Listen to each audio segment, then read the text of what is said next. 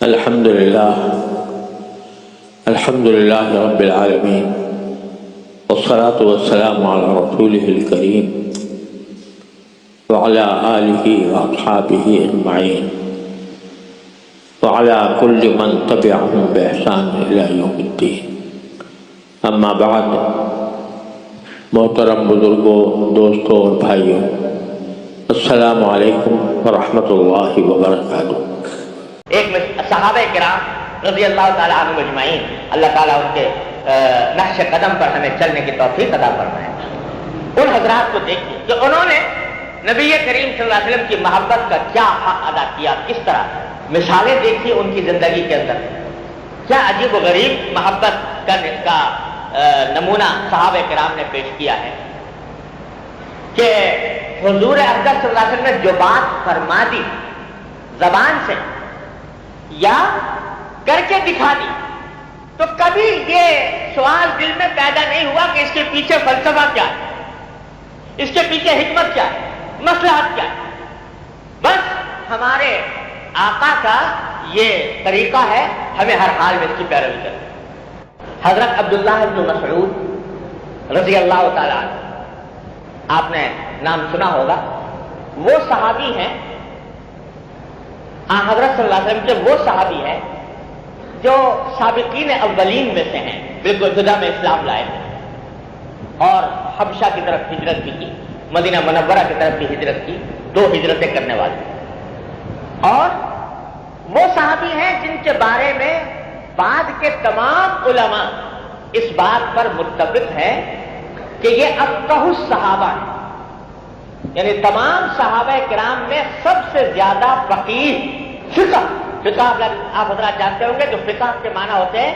قرآن و سنت سے شرعی احکام کا استنباط اور اجتہاد، جو عقل چاہتا ہے، سمجھ چاہتا ہے، غور و فکر چاہتا ہے، ذہانت چاہتا ہے۔ تو سارے صحابہ کرام میں سب سے بڑے فقیہ کہلاتے ہیں عبداللہ بن مسعود رضی اللہ تعالیٰ۔ ان کا ایک واقعہ سن لیجیے۔ ایک مرتبہ نبی کریم سرور دو عالم صلی اللہ علیہ وسلم خطبہ دے رہے تھے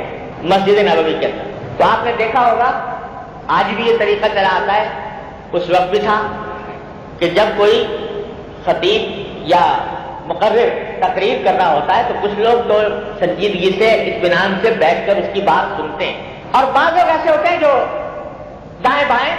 تماشائی کی طرح کھڑے ہو جاتے ہیں۔ حالانکہ اس طرح مقرر کی تقریر کے دوران دائیں بائیں کھڑے ہونا تماشائی کے طریقے پر، یہ مجلس کے ادب کے خلاف ہے۔ بھئی اگر تمہیں بات سننی ہے تو اطمینان سے بیٹھ کر سنو، اور اگر سننا نہیں چاہتے تو جاؤ اپنے کسی کام میں تو بیٹھ جائیے۔ تو میری جرأت نہیں ہوئی کہ میں ایک قدم آگے بڑھاؤں، حضور اقدس نے فرمایا کہ بیٹھ جائیے اور میں چلتا رہوں، یہ میری جرأت نہیں تھی۔ محبت نبی کریم صلی اللہ علیہ وسلم کے ساتھ محبت کا تقاضا یہ تھا کہ جب کان میں پڑ گئی بات تو اس کے بعد اس کے اوپر عمل کرنے میں ایک لمحے کی بھی کافی ہے۔ یہ ہے محبت کرنے والے نبی کریم صلی اللہ علیہ وسلم۔ بات ورنہ عقلی تعویلات بے شمار ہو سکتی اور یہ عقلی تعویلات اتنی غلط بھی نہ ہوتی، لیکن محبت کا تقاضا یہ تھا کہ محبوب کے زبان سے یہ کلمہ نکلا ہے تو اس کے بعد ایک لمحے بھی اس میں تاخیر نہ ہو۔ حضرت عثمان ابن عفان رضی اللہ تعالیٰ عنہ، حضرت صلی اللہ علیہ وسلم کے تیسرے خلیفہ، اور یہ بھی سابقین اولین میں سے ہیں، 10 مبشرہ میں سے ہیں۔ آپ نے اگر سیرت کا مطالعہ کیا ہو تو یہ واقعہ آپ نے دیکھا ہوگا کہ صلح حدیبیہ کے موقع پر حضرت صلی اللہ علیہ وسلم نے ان کو مشرکین مکہ کے سرداروں کے ساتھ مذاکرات کے لیے بھیجا کہ یہ جا کر مکہ کے کافروں سے مذاکرات کریں۔ تو جب یہ مکہ مکرمہ گئے تو اپنے ایک چچا زاد بھائی کے گھر میں ٹھہرے، اور صبح کو جب مشرکین مکہ سے مذاکرات کے لیے جانے لگے تو ان کے چچا زاد بھائی نے ایک مشورہ دیا ان کو۔ مشورہ یہ دیا کہ جناب آپ ان مکہ مکرمہ کے بڑے بڑے سرداروں کے ساتھ مذاکرات کے لیے جا رہے ہیں، اور آپ نے جو ازار پہنا ہوا ہے، اس زمانے میں ازار کے معنی ہے تیبند، تو وہ تیبند پہننے کا عام رواج تھا۔ یہ جو تیبند آپ نے پہنا ہوا ہے ازار، یہ ٹخنوں سے بہت اونچا ہے، اور مکہ کے سرداروں میں،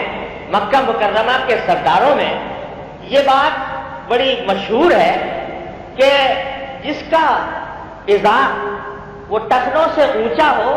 اس کو وہ حقارت کی نگاہ سے دے، اچھا نہیں سمجھ، عزت نہیں کرتے اسے۔ ان کے ہاں تو عزت کا معیار یہ ہے کہ جتنا زمین پہ لٹکا ہوا ہو تیبند، اتنا ہی وہ آدمی زیادہ معزز اور زیادہ مکرم سمجھا جاتا ہے۔ جاہلیت کے زمانے میں ایک شاعر گزرا ہے، وہ یہ جاہلیت کے جو شعراء ہوتے تھے یہ اپنے مفاخر اور اپنے فضائل اور اپنے بڑائیاں بہت بیان کیا کرتے تھے۔ تو ایک شعر کے اندر اس نے اپنی بڑائی بیان کی ہے کہ وہ کہتا ہے اپنی بڑائی بیان کرتے ہوئے کہ اذا مصطبحت اربعا خط میزری، جب میں صبح کو شراب کے 4 جام چڑھا کر نکلتا ہوں تو میرا جو ازار ہے وہ زمین پر لکیریں بناتا ہوا جاتا ہے، یعنی اتنا نیچا ازار پہنتا ہوں کہ زمین پر لکیریں بنتی چلی جاتی ہیں۔ یہ اس کی عزت کی نشانی، یہ اس کے فخر کی بات تھی جو اس نے ذکر کی۔ تو مشرکین مکہ میں یہ بات مشہور تھی کہ بھئی یہ ٹخنوں سے اونچا پہننا یہ اس کو حقیر سمجھتے ہیں، جیسے آج کل بھی لوگ سمجھتے ہیں کہ یہ ٹخنوں سے اونچا پہننے کو ذرا آج کل ایٹیکیٹ کے خلاف ہے اور فیشن کے خلاف ہے، تو وہ پسندیدہ نہیں سمجھا جاتا، اس کو سمجھتے ہیں کہ یہ کچھ دستیار قسم کا بیکورڈ آدمی ہے اور یہ اچھا نظروں سے اس کو نہیں دیکھا جاتا۔ یہی صورت جاہلیت میں بھی تھی۔ تو حضرت عثمان رضی اللہ تعالیٰ عنہ سے ان کے چچازاد بھائی نے یہ کہا کہ جناب آپ اتنے بڑے مشن پر جا رہے ہیں کہ حضور اقدس صلی اللہ علیہ وسلم کی طرف سے مذاکرات کرنے جا رہے ہیں کفار مکہ کے ساتھ، اور اس حالت میں جا رہے ہیں کہ وہ آپ کو دیکھیں گے تو آپ کو حقیر سمجھیں گے، ذلیل سمجھیں گے، کیونکہ آپ کا اظہار ٹخنوں سے بلند ہے۔ تو یہ ذرا موقع کی حکمت کا تقاضا یہ ہے، حکمت عملی کا، کہ اس موقع کے اوپر آپ ذرا اظہار نیچا کر لیجیے تاکہ وہ آپ کو حقیر نہ سمجھے، ذلیل نہ سمجھے، مذاق نہ اڑائیں، بے عزتی نہ کریں، بات ڈھنگ سے سنیں آپ۔ یہ وہ مصلحت تھی جو انہوں نے مشورے کے طور پر حضرت عثمان سے کہی رضی اللہ تعالیٰ۔ لیکن جواب میں حضرت عثمان بن عفان رضی اللہ تعالیٰ نے فرمایا کہ لا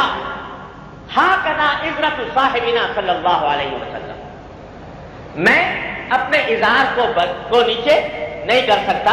اس واسطے کہ ہمارے آقا محمد مصطفیٰ صلی اللہ علیہ وسلم کی اظہار ایسی ہوتی ہے۔ اب میں ان کے پاس اسی حالت میں جاؤں گا، وہ عزت کرے تو، ذلیل سمجھے تو، حقیر سمجھے تو، مجھے تو رسول اللہ صلی اللہ علیہ وسلم کی سنت کا پاس کرنا ہے، اور یہی میری محبت کا تقاضا ہے، یہ میرے ایمان کا تقاضا ہے، میں نہیں کروں۔ چنانچہ گئے اور جا کر اسی حالت میں مذاکرات کیے، اسی حالت کے اندر ان سے گفتگو کی۔ کوئی سمجھتا ہے حقیر تو سمجھا کرے، کوئی مذاق اڑاتا ہے تو اڑایا کرے۔ ہمارے دل و دماغ میں تو ایک ہی ادا بھا گئی ہے، اور وہ ہے محمد رسول اللہ صلی اللہ علیہ وسلم کی ادا، اور یہ ادا کسی ایک چیز میں نہیں، زندگی کے ہر شعبے میں۔ اس واسطے ہم تو اس سے ہٹنے والے ہیں۔ حضرت حذیفہ ابن یمان رضی اللہ تعالیٰ عنہ، کون؟ نبی کریم صلی اللہ علیہ وسلم کے رازدار، جن کو کہا جاتا ہے صاحب سر رسول اللہ صلی اللہ علیہ وسلم، آپ کے رازدار، اور وہ صحابی جن کو حضرت صلی اللہ علیہ وسلم نے بڑی بڑی مہمات سپرد کی جہاد کے دوران، وہ کسرا کے دربار میں ہیں، اور کسرا آپ جانتے ہیں کہ اس زمانے کی سپر پاور، اس کے پاس گئے مذاکرات کے لیے، اور مذاکرات کے دوران سامنے کھانا آ گیا، تواضع کے لیے سامنے رکھا گیا۔ کھانا کھاتے کھاتے حضرت حذیفہ رضی اللہ تعالیٰ عنہ کے ہاتھ سے ایک نوالا گر گیا نیچے زمین پر۔ تو حضور نبی کریم صلی اللہ علیہ وسلم کا ارشاد ہے کہ اگر تمہارے کھاتے ہوئے تمہارے ہاتھ سے کوئی نوالا زمین پر گر جائے تو اس کو بیکار نہ کرو، اللہ کا رزق ہے، بلکہ اس کو اٹھا لو، اگر اس کو صاف کیا جا سکتا ہے اور صاف کر کے کھا سکتے ہو تو کھا لو۔ ہاں اگر اتنا ناقابل استعمال ہو گیا، اتنا کسی ایسی جگہ گر گیا کہ گندا ہو گیا، نہیں کھایا جا سکتا، بات دوسری ہے، لیکن اگر اس کو صاف کر کے کھایا جا سکتا ہے تو کھا لو۔ حضرت حذیفہ کے ہاتھ سے وہ کسرا کے دربار میں نوالا نیچے گر گیا، تو حضرت حذیفہ نے وہ حضور اقدس صلی اللہ علیہ وسلم کا یہ ارشاد یاد آیا، اور انہوں نے ہاتھ بڑھا کر وہ نوالا بڑھایا تاکہ اس نوالے کو اٹھا لیں۔ کسی نے بیچ میں سے کوہنی ماری حضرت حذیفہ کہ یہ اس وقت آپ یہ کام نہ کریں۔ مقصد اس کا یہ تھا کہ بھائی کسرا کا دربار ہے، سپر پاور ہے، اور اتنا بڑا بادشاہ ہے، اس کے سامنے تم یہ کام کرو گے کہ نیچے گرے ہوئے دیوالے کو اٹھا کر کھاؤ گے تو خدا جانے کیا سمجھے گا کہ یہ ندیدے لوگ ہیں اور یہ کھانے کے اوپر اس طرح بل پڑتے ہیں، تو اس واسطے تمہارے بارے میں کوئی اچھا امپریشن قائم نہیں ہوگا اگر یہ اٹھاؤ۔ تو انہوں نے کہا کہ اس وقت رک جاؤ، وہی مصلحت والی بات۔ تو جواب میں فرمایا حضرت حذیفہ ابن یمان رضی اللہ تعالیٰ عنہ نے فرمایا کہ اترکو سنت رسول اللہ صلی اللہ علیہ وسلم لہؤلاء الحمقى، کیا میں رسول اللہ صلی اللہ علیہ وسلم کی سنت ان بیوقوفوں کی خاطر چھوڑ دوں کہ یہ بیوقوف اس کو برا سمجھیں گے یا اس کا مذاق اڑائیں گے؟ میں رسول اللہ صلی اللہ علیہ وسلم کی سنت کو ان بیوقوفوں کی وجہ سے چھوڑ نہیں سکتا۔ میری محبت کا، میرے ایمان کا، میرے عشق کا تقاضا یہ ہے کہ یہ مذاق اڑاتے ہیں تو اڑایا کریں، مجھے تو محمد رسول اللہ صلی اللہ علیہ وسلم کی سنت عزیز ہے، اسی کی میرے دل میں قدر ہے، اسی کے میرے دل میں احترام ہے اور میں اس کو ہر قیمت پر بجا رہا ہوں۔ یاد رکھیے کہ صحابہ کرام کی تاریخ اس قسم کی مثالوں سے بھری پڑی۔ کسی موقع پر لوگوں کی مرعوبیت، یہ کیا کہے گا، یہ کیا مذاق اڑائے گا، یہ خیال کبھی بھی ان کو محمد رسول اللہ صلی اللہ علیہ وسلم کی کسی سنت سے باز نہیں رکھ سکا۔ اور آپ نے دیکھ لیا کہ نوالے بھی اٹھا کر کھائے، ٹخروں سے اونچے لباس بھی پہنے، محمد رسول اللہ صلی اللہ علیہ وسلم کی سنت پر عمل کرتے ہوئے سارے کام کیے اور اس کام کے باوجود دنیا سے اپنا لوہا منوائے، دنیا کے سامنے کو اپنے سامنے جھکنے پر مجبور کیا۔ قیصر و کسریٰ کی بڑی دبدبے والی سلطنتیں ان کے آگے سر رکوع ہوئی، ان کا نام سن کر قیصر و کسریٰ کے ایوان پھنسانے لگے۔ یہ اس وقت جب انہوں نے محمد رسول اللہ صلی اللہ علیہ وسلم کی سنت پر اس محبت، اس عشق کے ساتھ عمل کیا۔ وآخر دعوانا الحمدللہ رب العالمین۔